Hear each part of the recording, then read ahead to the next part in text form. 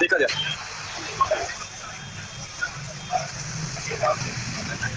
चलिए चालू करते हैं। देखा जाए आज से हम लोग टाइप देखेंगे। बेसिक जो है जानकारी हम लोग ले लिए कि करेमुल को बिक्रेमुल में कैसे बदलेंगे, बिक्रेमुल है तो करेमुल कैसे तैयार होगा, जो कुछ पॉइंट था ऊपरी व्यय करेमुल किसे कहेंगे, लाभ किस स्थिति में होगा, हानि किस स्थिति में होगा, प्रतिशत लाभ या प्रतिशत हानि की गणना जो है वो किस पर किया जाएगा। तो ये सारा बेसिक करते हुए ध्यान रखते हुए अब थोड़ा टाइप पर नजर डालते हैं। जैसे पहला क्वेश्चन देखिए बड़ा इजी है। कहा कि यदि किसी कुर्सी को 720 रुपया में बेचा जाता है तो इस पर 25% की हानि होती है। तो कहा कि बताइए वह इस कुर्सी को कितने रुपये में बेचे कि इससे उसे 25% का लाभ हो। अब यहाँ पर 25% का लाभ का मतलब है बिक्रेमुल आपका 720 रुपया जो है वो 25% की हानि पर है। मन में अगर करेमुल आप 100 मानते हैं तो 25% हानि पर बिक्रेमुल 75 और 25% लाभ पर बिक्रेमुल 125। बाकी कैंसिल कीजिए, ये 25 दिया 75, 25 बचे, ये काटिएगा 24 दिया 72 एंड 24 बचे 20 से, अर्थात 25% लाभ पर बिक्रेमुल 1200 के बराबर हो। चलिए नोट किया जाए।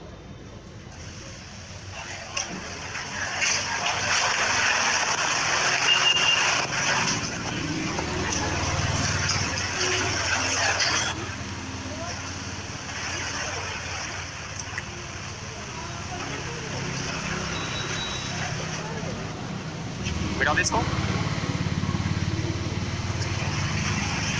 देखा गया क्वेश्चन नंबर जरा दूसरा टाइप देखते हैं। इस बार देखिए क्वेश्चन में कहा है कि यदि किसी वस्तु का करेमुल उस वस्तु के बिक्रेमुल का 40% है तो कहा बिक्रेमुल करेमुल का कितना प्रतिशत है। जिस तरह से प्रतिशत में आप देखते थे एक टाइप होता था ए बी से 20% अधिक है तो बी ए से कितना प्रतिशत कम है, या उसी में क्वेश्चन होते थे बी ए का कितना प्रतिशत है, ए बी का कितना प्रतिशत है। इस तरह का लैंग्वेज का क्वेश्चन होते थे। तो वहां भी देखिए कोई नियत राशि आपको नहीं रहता था, स्टेटमेंट रहते थे। यहाँ भी कोई आपका कांस्टेंट टर्म नहीं रहेंगे, स्टेटमेंट रहेंगे और उस स्टेटमेंट के सहारे करेमुल और बिक्रेमुल में एक रिलेशन तैयार होगा। जबकि आगे क्वेश्चन जो पूछा गया है वो प्रतिशत में है और बार बार बोल रहे हैं कि प्रतिशत में आंसर लाने के लिए कोई एक्यूरेट वैल्यू की कोई जरूरत नहीं है। अब यहाँ पर देखिए एक हेडिंग दिया हुआ है, कहा कि किसी वस्तु का जो करेमुल होगा उसके ठीक बिक्रेमुल का 40% होंगे। यानी इस स्टेटमेंट से इन दोनों में रिलेशन तैयार किया जा सकता है कि अगर बिक्रेमुल 100 होगा तो करेमुल ठीक इसका 40% यानी 40 लिखिएगा। हाँ, इसके बाद अगर आपको लगता है कि हम कुछ कैंसिल करें तो कैंसिल भी कर सकते थे। यानी कहने का मतलब हुआ इन दोनों में जो अनुपात तैयार होगा वो 2:5। इसके बाद आगे क्वेश्चन पूछा गया कि बताइए बिक्रेमुल जो है वो करेमुल का कितना प्रतिशत है। वही लैंग्वेज है जो 1 से कॉमा पाई का कितना प्रतिशत है। तो का के नियम जिसमें रहते थे उसको नीचे लिखते थे। तो यहाँ भी देखिए कहा बिक्रेमुल करेमुल का कितना प्रतिशत है। कहाँ लगा हुआ है तो करेमुल में, तो करेमुल को हम नीचे लिखेंगे, बिक्रेमुल को कहाँ लिखेंगे ऊपर, और प्रतिशत में बदलना है 100 से गुना, यही 2×5=10 यानी 250% के बराबर होनी चाहिए। नोट किया जाए।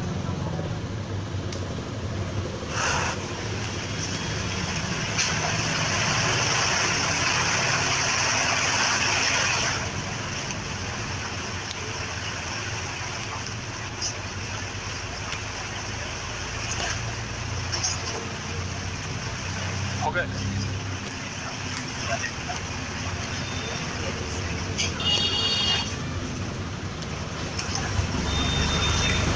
बैठा दिया जाए। देखिएगा तीसरा नंबर जरा टाइप देखते हैं। देखिए तीसरा नंबर टाइप में कहता है कि एक व्यक्ति जो है 2470 रुपया में 26 केजी जो है वो चावल खरीदा और इसमें से कहता है कि 110 रुपये की दर से 10 केजी चावल जो है वो बेच दिया। 70 रुपया पूरा लाभ कमाने के लिए कहता है कि शेष चावल को किस दर पर बेचना पड़ेगा। देखिए इस टाइप का मैसेज ये है कि कोई ऐसा व्यापारी होता है जो चावल जो खरीदता है एक ही दाम पर, लेकिन जितना भी चावल खरीदेगा उस क्वांटिटी को अलग अलग कर करके अलग अलग रेट पर बेचेगा और फिर सोचेगा कि पूरे सौदे पर हमको इतना लाभ होना चाहिए। कुछ उसके पास सौदा बच जाएगा तो बाकी शेष जो वस्तु बचता है उसके बारे में बिक्रेमुल के बारे में पूछता है। उसी तरह का यहाँ भी क्वेश्चन कहा कि 26 केजी चावल खरीदा गया है और इस 26 केजी चावल खरीदने में इसका लागत जो लगा है वो 2470 रुपया के बराबर। और आगे कहा खरीदने के बाद ये 2 फेज में बांट करके चावल को बेचता है। पहला जो फेज में है वो 10 केजी चावल बेचता है तो बाकी सोच सकते हैं कि रिमेनिंग जो चावल होगा वो 16 केजी होंगे। और इसमें देखिए एक्यूरेट रेट दे दिया है कि ये जो 10 केजी चावल है 110 रुपये प्रति केजी की दर से बेचता है। तो बताइए 10 केजी चावल बेचने में भी पैसा पता चल जाएगा 1100। और आगे कहता है कि बाकी जो शेष चावल बचा कितना केजी बचा, कहा कि इस शेष चावल को प्रति केजी किस भाव से किस दाम से बेचा जाए जिससे पूरे सौदे में 70 रुपया का क्या हो जाता है। यानी पूरे सौदे का मतलब है 2600 केजी में टोटल ओवरऑल आपको बेचेंगे तो मात्र 70 रुपया का लाभ होगा। अब देखिए ये आपका जो है वो बिक्रेमुल है। कितने केजी का बिक्रेमुल है तो 10 केजी का। तो ऐसा करते हैं और ये आपका बिक्रेमुल नहीं है, ये 26 केजी का क्या है करेमुल। तो ऐसा किया जाए कि क्यों ना इसको भी बिक्रेमुल में बदल दिया जाए और जैसे ही ये बिक्रेमुल होगा तो इसका मैसेज होगा 26 केजी का बिक्रेमुल में से अगर 10 केजी का बिक्रेमुल को क्या कर दिया जाए, घटा दिया जाए तो बाकी जो पैसा बचेगा वो कितना केजी का बिक्रेमुल होगा। और 16 से भागा देंगे 1 केजी का विक्रय मूल्य आ जाएगा। अब रही बात कि इसको विक्रय मूल्य बनाया कैसे जाए, तो आगे कहा है कि पूरे सौदे का लागत है 2470 रुपया और पूरा सौदा बेच करके आपको 70 रुपया का लाभ चाहिए। यानी अगर क्रय मूल्य और पूरे सौदे का लाभ अगर हम जोड़ देते हैं तो बताइए क्रय मूल्य प्लस लाभ बराबर विक्रय मूल्य हो जाएगा 2540 रुपया। अब जरा सोचिए, ये पूरे सौदे का विक्रय मूल्य हो गया और ये हो गया 10 केजी सौदे का विक्रय मूल्य। अगर हम लेस करेंगे तो 16 केजी सौदे का विक्रय मूल्य बचेगा। आइए लेस किया जाए 1540 1440 और इस पर कई केजी बेचिएगा और 16 से भागा दीजिएगा, यानी प्रति केजी 90 रुपये प्रति केजी के भाव से उसे बेचना पड़ेगा। नोट किया जाए, नोट कीजिए।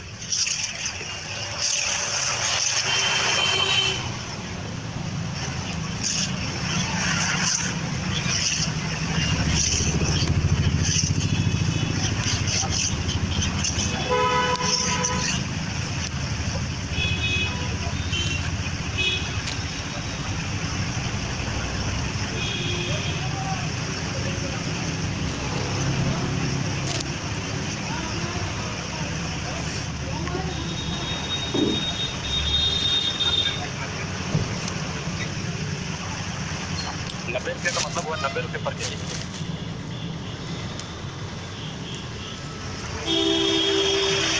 मिटा दिया जाए, देखा जाए। जरा चौथा नंबर जरा टाइप को देखते हैं। 4 नंबर टाइप में कहता है कि एक दुकानदार ₹1 प्रति अंडे की दर से 144 अंडे खरीदता है और इसमें से 20 अंडे टूट जाते हैं, तो कहा शेष अंडे को वह ₹1.20 प्रति अंडे की दर से बेचता है, तो उसे कितने प्रतिशत का लाभ होता है। इस टाइप का मैसेज ये है कि व्यापारी कुछ वस्तु जब खरीदता है तो खरीदने के बाद जितना भी क्वांटिटी खरीदेगा हो सकता है उसमें कुछ खराब हो जाए, कुछ टूट जाए। तो अगर खराब हो जाएगा तो जो खरीदा है पैसा तो उसको लॉस में जाएगा। यहाँ भी उसी तरह का एक क्वेश्चन है कि ₹1 प्रति अंडा की दर से 144 अंडा खरीदता है, यानी टोटल अंडा खरीदा होगा जरूर 144 को और ₹1 के हिसाब से, तो बताइए इसका पूरा लागत जो होगा वो 144 रुपया होनी चाहिए। लेकिन आगे कहा कि जितना अंडा खरीदा उसमें से 20 अंडा क्या हो गया, टूट गया, यानी अब इसके पास तो 124 अंडे ही बचा। तो अब 124 अंडे को वो बेचना चाहता है ₹1.20 की दर से। तो जिस तरह से पूरे सौदे का आप क्रय मूल्य निकाल सकते हैं तो उस तरह से पूरे सौदे का विक्रय मूल्य भी निकाला जा सकता है। तो अगर हम विक्रय मूल्य अगर निकालना चाहेंगे तो 124 गुना 1 कितना लिख सकते हैं, तो लिख सकते हैं ना यहाँ पर।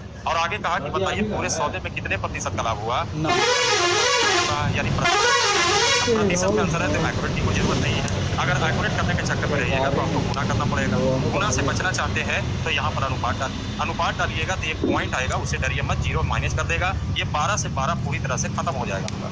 और कहा जाए तो 4 से भी ये कटने वाले होंगे, ये 4 दिया 12 होगा, तो ये आपका 4 दिया 12, 4 एकम 4, ये आपका 30 है, तो ये कितना है 31। देखिए डिजिट अपने आप छोटा होगा। अब कह सकते हैं कि यहाँ से क्या हुआ होगा, लाभ ₹1 का लाभ, प्रतिशत लाभ बराबर लाभ होने 100 बटा क्रय मूल्य, अर्थात 3.1 बटा 3% का लाभ। नोट किया जाए।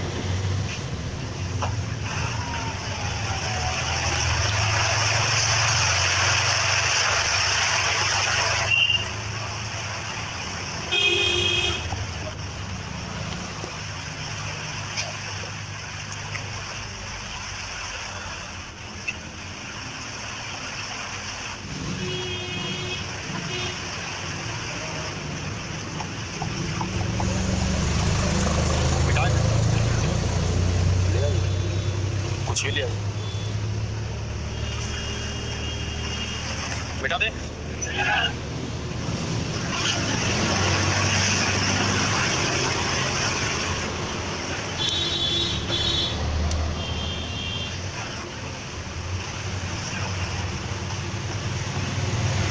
हो गए।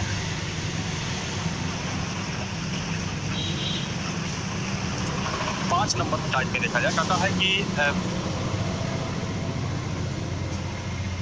चलिए नाम में क्या रखा हुआ है, मान के चलिए कि एक व्यक्ति जो है, ध्यान दीजिए, अरे मैथ पढ़ रहे हैं बाबू, मान लीजिए ये व्यक्ति लिखा हुआ है, आपकी क्रांति लिखा हुआ है, लेकिन आप उसको आप पढ़ लीजिएगा, आप लोग तो ठेलाबाजी करके पढ़ लीजिएगा। चलिए मान लीजिए कि एक व्यक्ति था, 20 दर्जन जो है वो खिलौना ₹375 प्रति दर्जन की दर से खरीदा।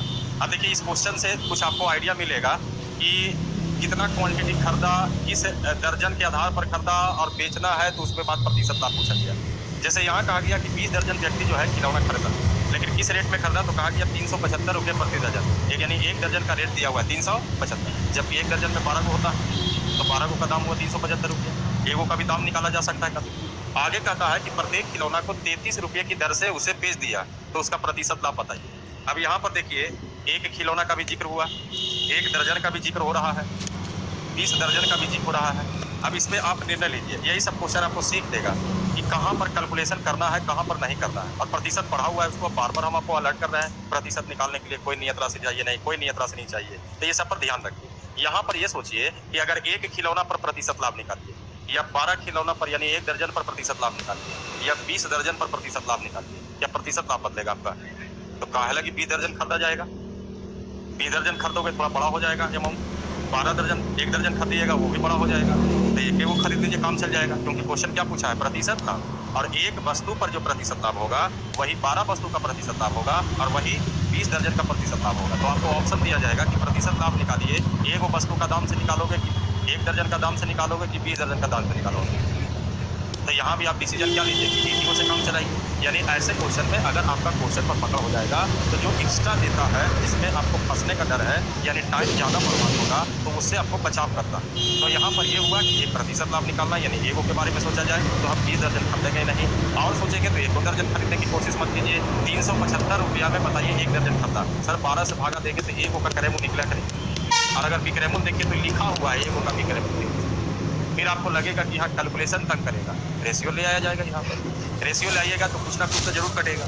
3 से तो जरूर ये भी कट रहा है, ये भी कट रहा है। इसी को काटिए, 11 दिया ये 3 एकम 3, 3 दूनी 6, 3 5 15, और कुछ कट रहे हैं? नहीं कट रहे हैं। तो ये 125 हो गया, 12 गुने 11 132 हो गया। कितने का लाभ हुआ? 7 का। प्रतिशत लाभ, लाभ गुने बटा करें, ये देखिए 4 हो गया, ये 5 हो गया, अर्थात 28 बटा 5, 5 बचे 25 यानी 5 का 30, यानी 5.6% का लाभ। नोट किया जाए।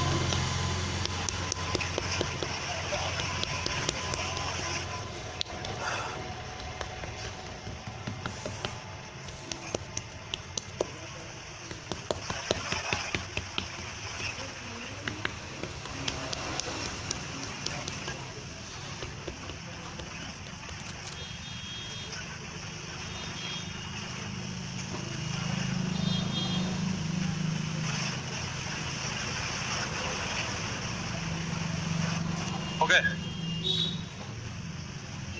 मिटा दे? नहीं सर, सही सही नोट कीजिएगा। मिटा दिया जाए?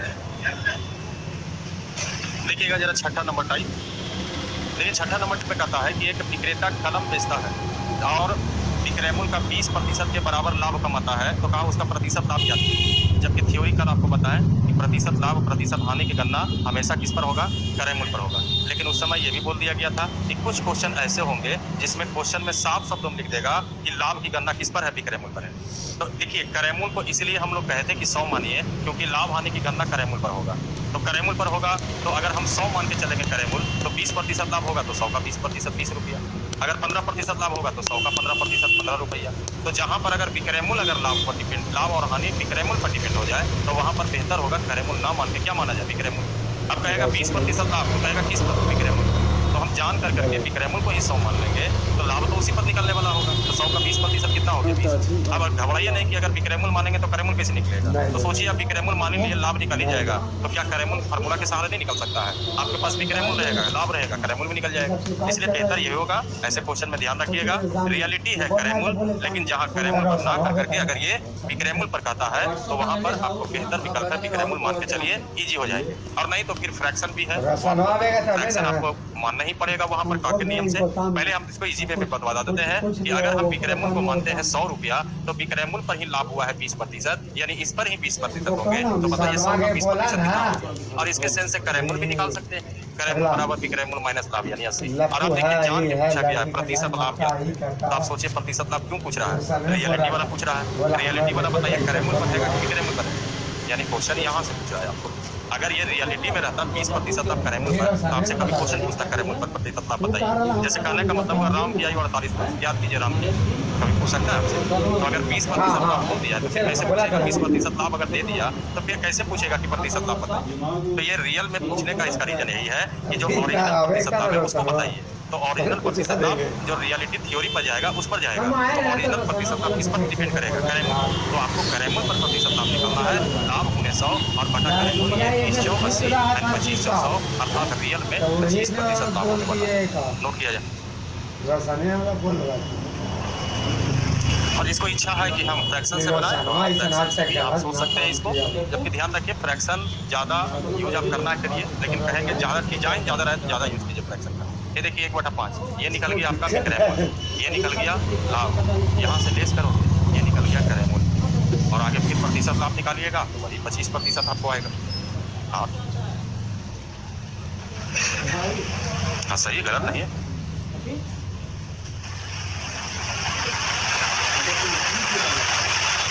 बता दें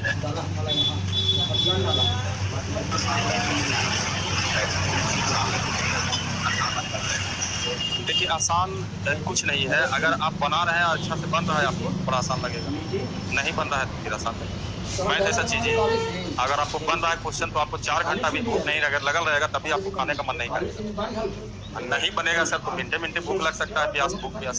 यस सर, खैर टाइम चल रहा है, जैसे आप कहिएगा वैसे बताएंगे अलग अलग। बाकी आप एग्जाम में जिस तरह से बनाइए टाइप है, जैसा वेराइटी सोचिएगा वैसा मिल जाएगा। आइए देखा जाए इस क्वेश्चन को देखते हैं। इसमें कहा गया कि कोई वस्तु को 100 रुपया में बेचा गया तो 15% की हानि हुई। यदि वस्तु को 22 रुपया में बेचा जाता है तो 15% का लाभ होता है। लास्ट में पूछा गया कि बताइए 22 - x तथा 22 + x में अनुपात क्या होगा।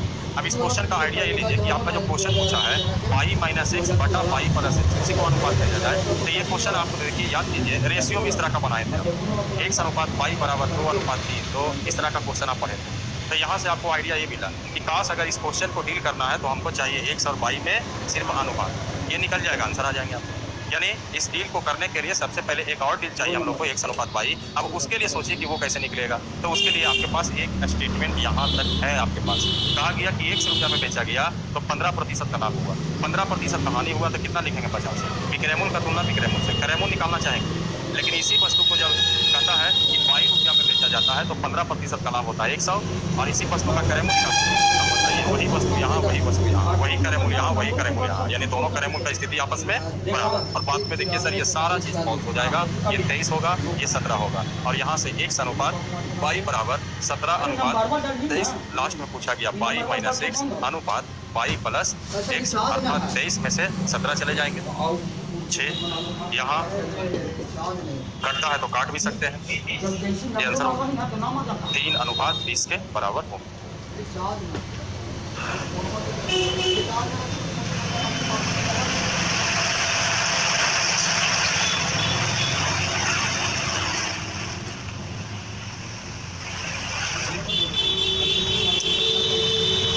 जा रहा है क्या गुलशन जी, मतलब चला गया?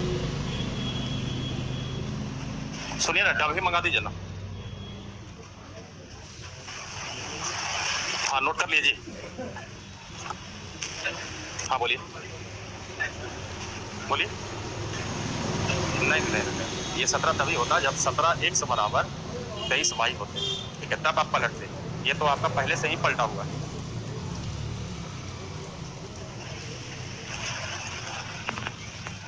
मिटाए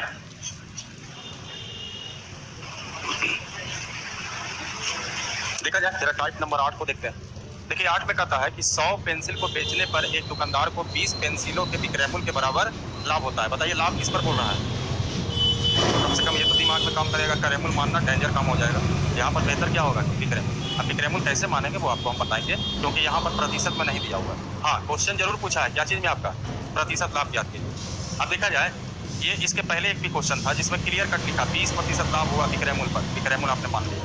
इस क्वेश्चन में देखिए कहा यहाँ भी है कि लाभ हुआ है बिक्रेमूल्य पर, लेकिन क्वांटिटी के सहारे यहाँ पर लाभ होने वाला है। कहा 120 पेंसिल को बेचने पर एक दुकानदार को 20 पेंसिल के बिक्रेमूल के बराबर लाभ हुआ, यानी लाभ जो है 20 पेंसिल का बिक्रेमूल है, जबकि बेचा कई गो 100 को पेंसिल बेचा गया है। अब ऐसे क्वेश्चन में देखिएगा कि क्वांटिटी रहेगा, उसके अलावा कितना रुपया में बेचा वो दिया हुआ नहीं रहेंगे। तो ऐसे क्वेश्चन में कहता है कि लाभ या हानि अगर बिक्रेमूल पर डिपेंड करता है तो आप टारगेट में लीजिए बिक्रेमूल को। अगर लाभ हानि क्रेमूल पर डिपेंड करता है तो टारगेट में कौन रहेगा? क्रेमूल। अब यहाँ पर साफ शब्दों में कहा है कि जो लाभ हुआ है ये 20 वस्तुओं के या 20 पेंसिलों के बिक्रेमूल के बराबर, यानी लाभ डिपेंड कर रहा है बिक्रेमूल पर, तो हम बिक्रेमूल को ही टारगेट करेंगे। और रही बात यहाँ पर 100 पेंसिल बेचा गया है तो एक पेंसिल का बिक्रेमूल मन में जो इच्छा है जो मानिए, 1 रुपया 2 रुपया 10 रुपया 20 रुपया जितना बोलिए।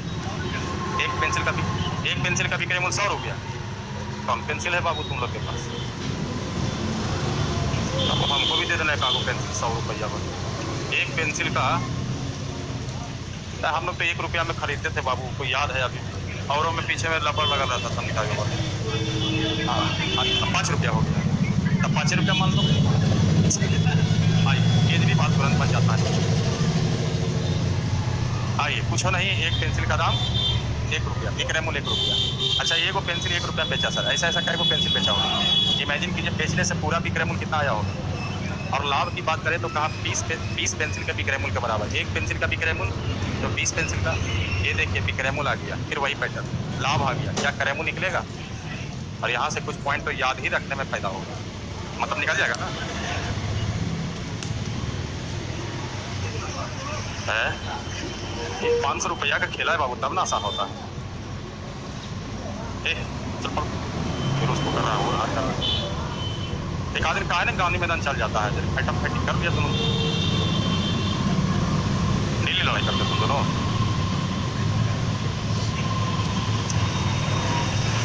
दोनों हौसले हैं तुम लोग यार, तुम लोग को जानते हैं वो पूरा बेवकूफ को पक्षी मन को बैठाना चाहिए।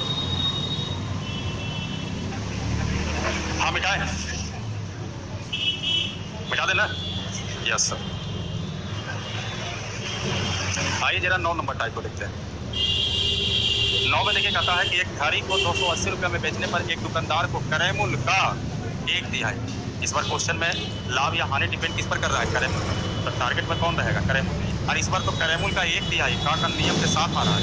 करेमूल का 1/3 के बराबर लाभ होता है। घड़ी का करेमूल तथा प्रतिशत लाभ ज्ञात करें। यहाँ पर सिर्फ करेमूल को आंसर में लिखा है, लेकिन एक क्वेश्चन और है इसमें, प्रतिशत लाभ भी ज्ञात करें। आइए जरा समझते हैं। एक नियत राशि दिया है कि घड़ी को 280 रुपया में बेचा गया। बेचने से कहता है कि जो लाभ हुआ है ये करेमूल का 1/3, 1/3। यहीं से सब ऑन द स्पॉट मेंटेन कर लीजिए।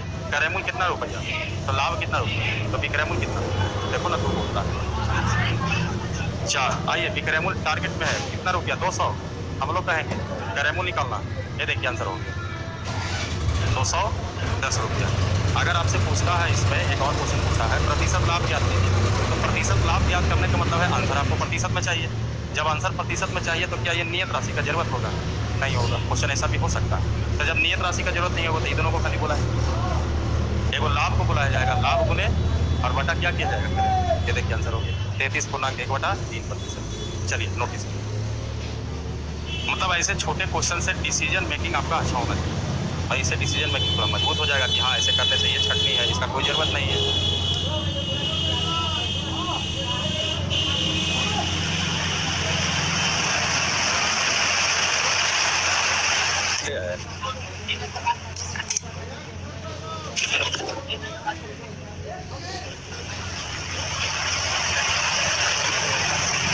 आराम से नोट करो बाबू, समझ समझ के।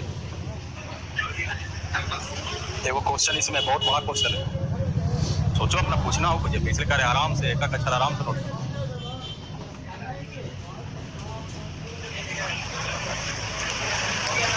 अब पूछो कर लो, पीवो करवा दो।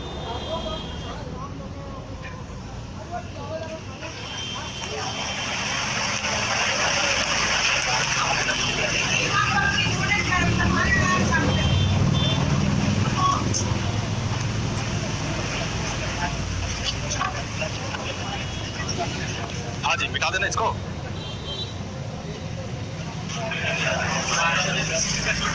आइए 10 में आइए।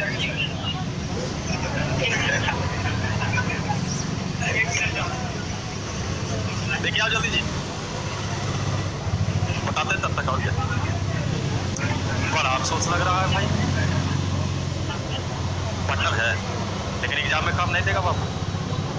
अच्छा ठीक है, बताते हैं आगे। देखिए कहता है एक पुस्तक की 12 प्रतियां बोलिए, मैगजीन बोलिए, किताब बोलिए, कुछ भी इसमें बोल सकते हैं आप। सिर्फ यहाँ पर प्रतियां लिख दिया, प्रतियां का मतलब मैगजीन भी बोल सकते हैं, किताब भी कहीं कहीं शेष लगाया जा सकता है।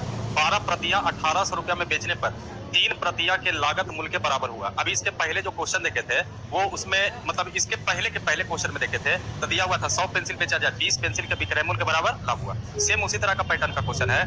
12 प्रतियां बेचा कितना रुपया में?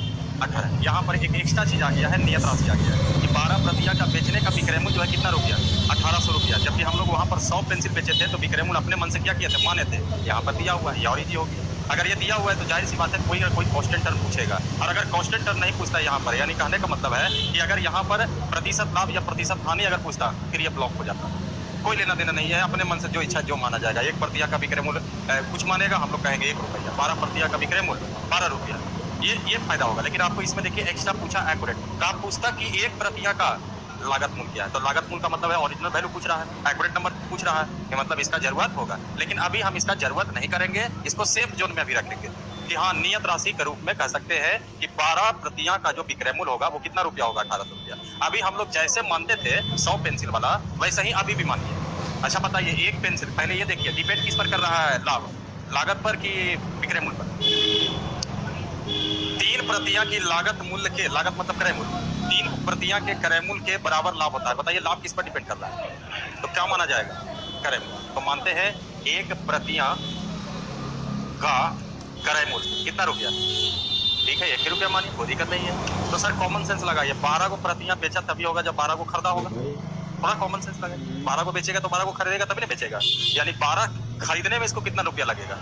और कहता है लाभ हुआ है 3 प्रतियां के क्रय मूल्य के बराबर, यानी क्या रुपया पता, इसके सारे हम लोग भी तो विक्रय मूल्य निकाल सकते हैं 15 रुपया। अब उसको कनेक्ट कर दिया जाएगा कि 12 प्रतियां बेचने पर उसको 1800 रुपया विक्रय मूल्य आया, हम लोग कहेंगे।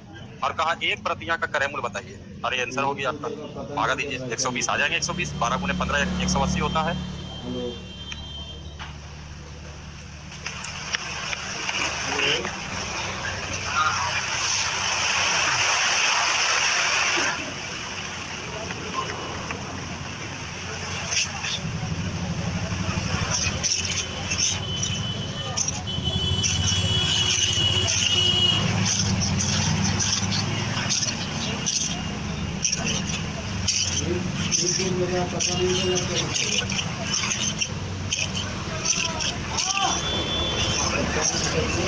हो गए।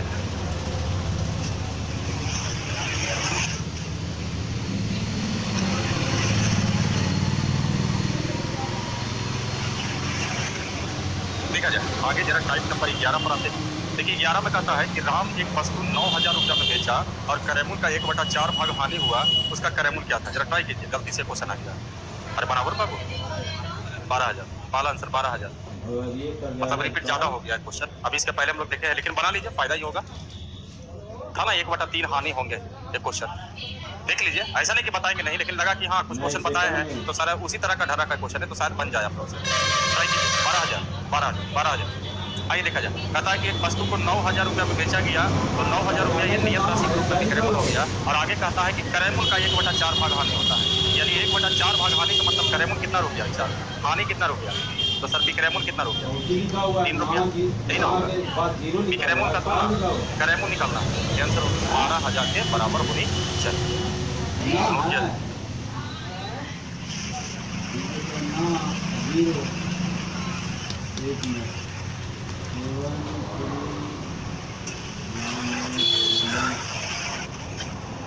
आगे क्या है,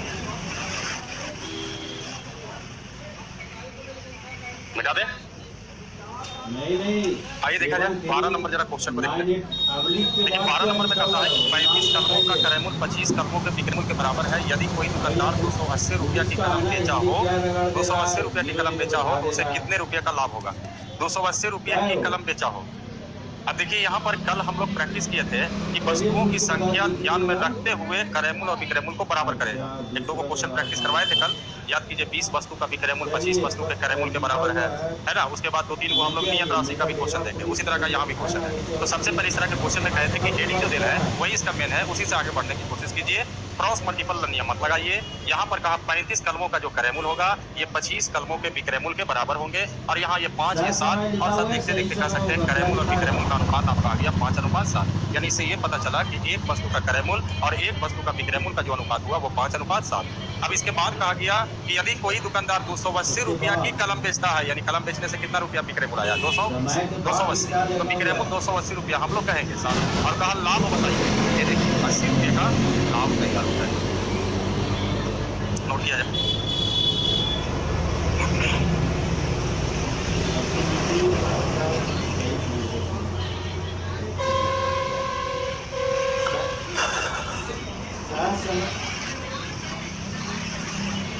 नहीं, यहाँ पर समय भी हो सकता है, सही समय भी हो सकता है। आइए हम क्या लिखते हैं ये बताइए।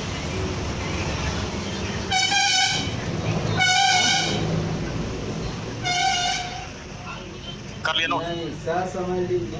हटा दे। अच्छा, ये एकदम लास्ट में है, सही समझ लीजिए। सबसे नीचे चलिए। आइए देखते हैं अगला जरा टाइप 13 नंबर ज़्यादा। 13 नंबर में कहता है कि एक व्यापारी एक सामान खरीदने के लिए दिल्ली से पटना आया। पटना से सामान का मूल्य दिल्ली से 10% कम है। पटना में कहता है कि पटना से उस सामान का मूल्य दिल्ली से 10% कम है। ये दिल्ली से कम है, इसे पटना जैसे दिल्ली, और कहा जाए तो पटना में मूल्य जो है दिल्ली से 10% कम है, यानी दिल्ली में 100 रुपया होगा तो इसका दाम अनुपात किया जाए तो ये निकल गया पटना और दिल्ली में उसी वस्तु का क्रय मूल्य या दाम निकल गया 9:10। जबकि सर एक व्यापारी जो है क्या किया था, सामान खरीदने के लिए दिल्ली से, क्योंकि जो वस्तु 10 रुपये में दिल्ली में खरीदा जाएगा वही वस्तु 9 रुपये में पटना में खरीदा जाएगा, लेकिन आने जाने में भाड़ा भी तो लगेगा। आगे जरा बोला गया क्या है, उसने 300 रुपया अतिरिक्त व्यय भी किया और दिल्ली जाकर वह सामान बेचा भी। मतलब दिल्ली गया, दिल्ली से वो पटना आया, पटना से सामान खरीदा। इस सामान खरीदने उनने में इसको पैसा खर्चा हुआ कितना रुपया, 300 रुपया। और 300 रुपया खर्चा होने के बावजूद भी अगर उसको बेचा है तब भी कहा है 480 रुपये का क्या हुआ, लाभ हो गया। तो कहा कि बताइए उस सामान का पटना में मूल्य क्या था। इसमें एक्स्ट्रा व्यय के बारे में भी थोड़ा सा जानकारी दिया गया है। और कल आपको हम बताए थे कि अगर कोई व्यापारी 50,000 रुपया का कोई सामान खरीदता है और उसको 5,000 रुपया रहने खाना भाड़ा उड़ा में खर्च हो जाता है तो इसको बोलेंगे ऊपरी व्यय। और ऊपरी व्यय हमेशा क्रय मूल्य में क्या कर दिया जाएगा, जोड़ दिया जाएगा, यानी 50,000 और 5,000 55,000। उसी तरह से यहाँ सोचा जाए, थोड़ा सा ट्विस्ट कीजिए इस क्वेश्चन में कि सर बेचा पता नहीं है कितना में बेचा, लेकिन बेचने से क्या हुआ, 480 रुपया का क्या हुआ। अच्छा, अगर मान लिया जाए कि कोई व्यापारी जो है 100 रुपया में वस्तु खरीदता है और कहीं दूसरी जगह जा करके बेचता है 150 रुपया में, ऐसे 150 रुपया में क्या हुआ, जब गया था इधर उधर तो उसको खर्चा हुआ 20 रुपया, तो बताइए कै रुपया उसका बचा होगा, 30 रुपया। जरा संभल के ही बोलिएगा, थ्योरी आप भी लोग से निकालने वाले हैं। 100 रुपया में खरीदा था, दूसरे शहर में गया, भाड़ा उड़ा खाना पीना मिला के 20 रुपये उसको खर्चा हो गया, अब बेच दिया उसको 150 रुपया, कै रुपया का लाभ हुआ। अगर ये 20 रुपया खर्चा नहीं होता तब कितना लाभ होता, अगर ये 20 रुपया खर्चा नहीं होता तो सही है ना। तो यहाँ भी सोचिए 300 रुपया अगर ये खर्चा नहीं करता, विदाउट ए टिकट चल जाता, नहीं है खाता, नहीं है चाय पीता, आप सब हो सकता है, जैसे हो सकता है ढेलवा तो हमरों पर मार देते सर चाय तो आपकी पीते का, मतलब 300 रुपया अगर खर्चा नहीं होता तो बताइए जो व्यापारी को 480 रुपये का लाभ है, व्यापारी को 700। इससे साबित होता है कि दिल्ली और पटना के मूल्यों में अंतर कितने का होगा। और हम लोग कहेंगे आइए दिल्ली का तुलना दिल्ली की पटना से लेना है, पटना 9 से दीजिए आंसर होगा। बस इतने करना था, कुछ आ जाएगा भी। हाँ तब देखते हैं उसको बताने के लिए 780 जोड़ने के लिए कितना आपको इधर बताएं, एग्जाम्पल दिए। यहाँ पहले आप हूँ हाँ कर लीजिए और जैसे हूँ किए ढाल दिया गया उस पर, फिर बाद में कहिएगा 780 कैसे, तो आप भी बोलेंगे कि आप भी तो बताएं हमको कि 20 रुपया लग गया, इसी खर्चा 30 रुपया बचा, खत्म हो गया।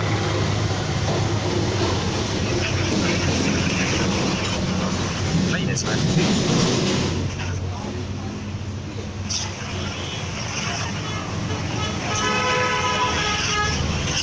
पढ़िए, 14 नंबर पढ़ जाइए, बता देता है। 14 नंबर कितने लोग बनाए भाई, हाँ कितने लोग बनाए हैं 14 नंबर टाइप 1 आओ नहीं 14 नंबर तो कितने लोग बनाए हैं।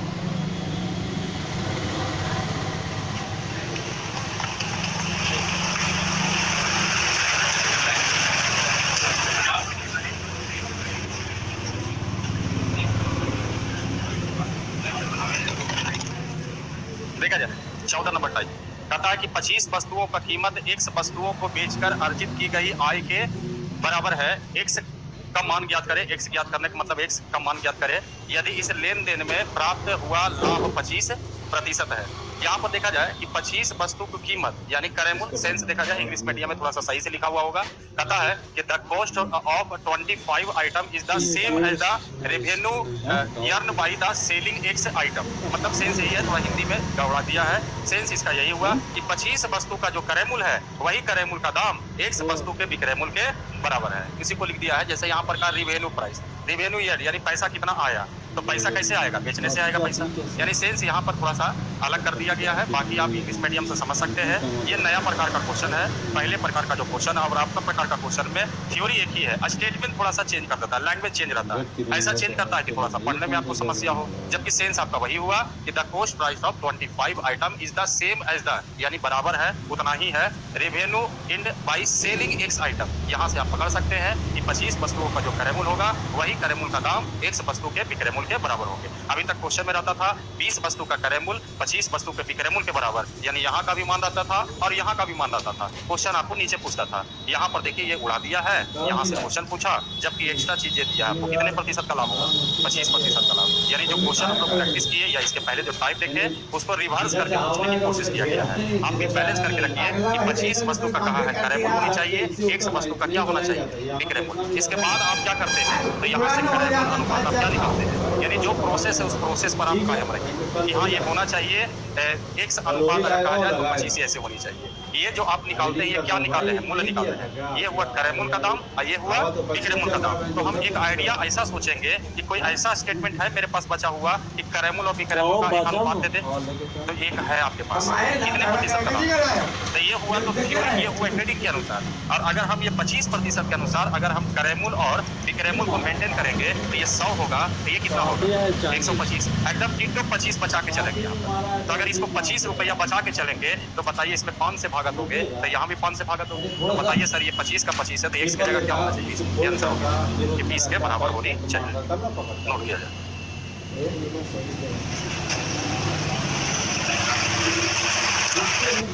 ये बाबू ये लॉजिक 25% लाभ के आधार पर कह सकते हैं ना, 20 और कितना क्रय मूल्य 100 रुपया, 25% लाभ विक्रय मूल्य 125। जबकि यहाँ कहा है क्रय मूल्य और विक्रय मूल्य में अनुपात होना चाहिए 1:25, और हम लोग कह रहे हैं क्रय मूल्य विक्रय मूल्य में अनुपात इतना होना चाहिए। तो सर दोनों का क्रय मूल्य भी बराबर होना चाहिए, दोनों का विक्रय मूल्य। तो हम एक को बराबर करने की कोशिश किए कि 25 है तो यहाँ भी 25 होना चाहिए। अभी कितना है पता तो है नहीं, तो एक आपके पास रास्ता है कि 25 है तो ये भी 25 होना चाहिए। इतना ही काटो इसमें कि 25 दिखाई देने लगे, तो 5 से काट दिया, तो 5 से यहाँ काटेंगे तो 5 से यहाँ काटेंगे। जब ये 25 है तो ये 25 है, अर्थात मतलब ये 20 है तो ये भी कितना होगा? इसका मान 20 होगा। बानल है ना, इधर लटका दो तो इधर भी बानल है ना। क्लियर है ना?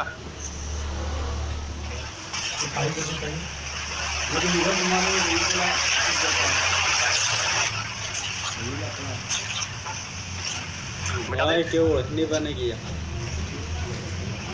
देखा जाए अगला टाइप 15 नंबर जरा देखते हैं।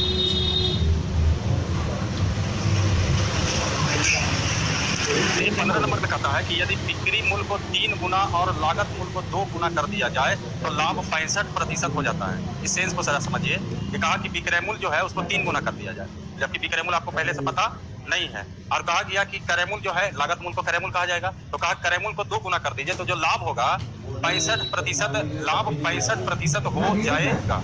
यानी 65% लाभ का मतलब 65% का वृद्धि हो जाएगा। If the selling price of triple and cost price of double the profit would become 65%। Sales क्या है? अच्छा ठीक है, देखा जाए एक विक्रय मूल्य होनी चाहिए और एक क्या होना चाहिए? लाभ का स्थिति में जाना चाहेंगे तो विक्रय मूल्य माइनस क्रय मूल्य करेंगे तभी लाभ होगा, तो एक लाभ का स्थिति। जबकि कहा गया कि नहीं ऐसा करो कि विक्रय मूल्य को 3 गुना कर दो, तो विक्रय मूल्य को 3 गुना 3B, ठीक है। क्रय मूल्य को कहा 2 गुना कर दिया जाए, 2 क्रय मूल्य, और बीच में माइनस कर देते हैं, तो ये भी लाभ है ये भी क्या है लाभ। अंतर ये लाभ अलग होगा, ये लाभ अलग होगा।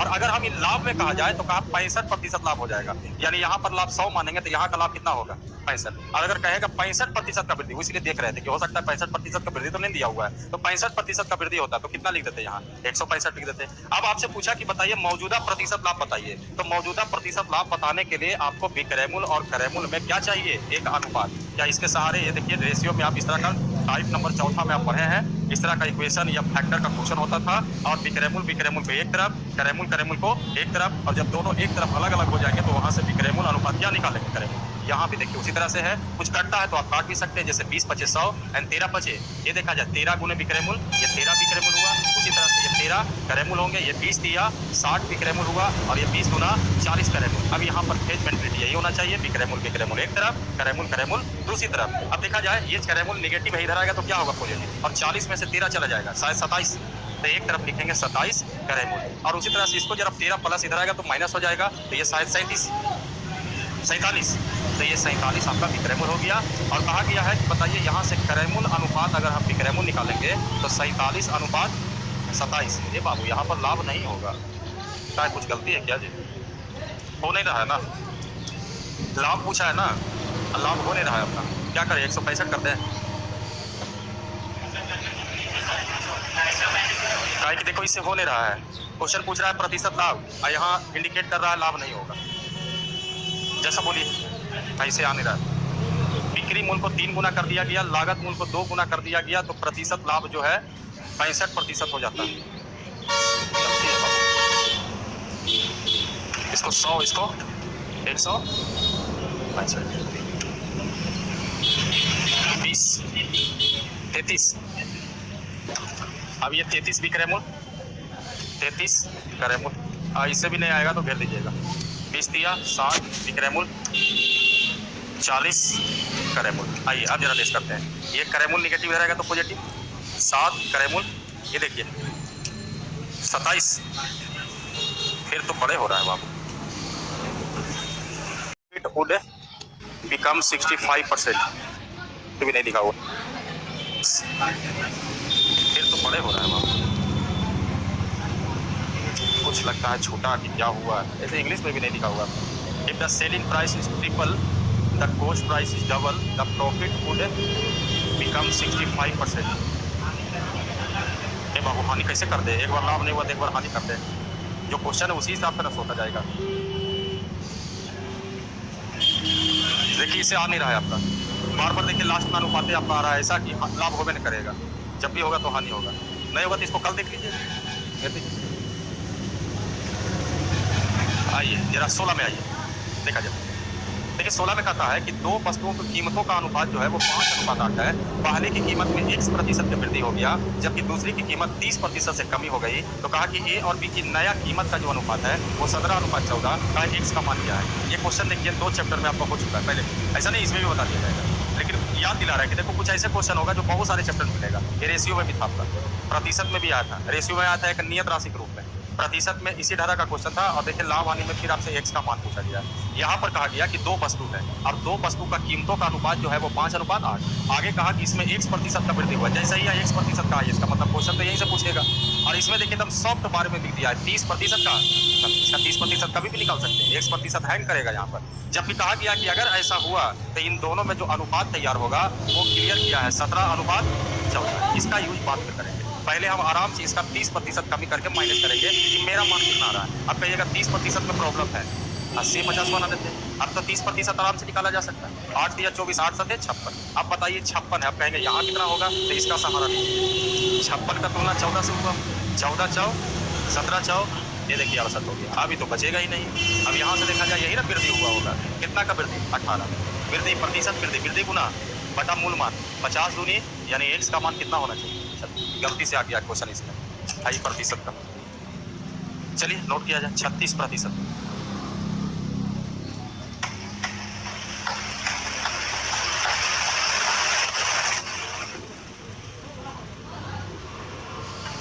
तो 16 को टाइप हुआ है ना,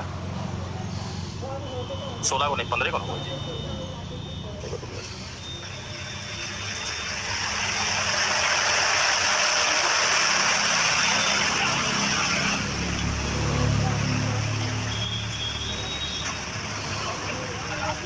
क्या बाबू, क्रॉस मेथड तभी लगाते जब 30% की जगह 30 रुपया रहता और X% की जगह X रुपया रहता तो बड़ा अच्छा रहता क्रॉस मेथड। नियत राशि है नहीं इसमें आपका, 30 नियत राशि नहीं है, तो क्रॉस मल्टीपल लगाना बेवकूफ़ी है। यहीं तक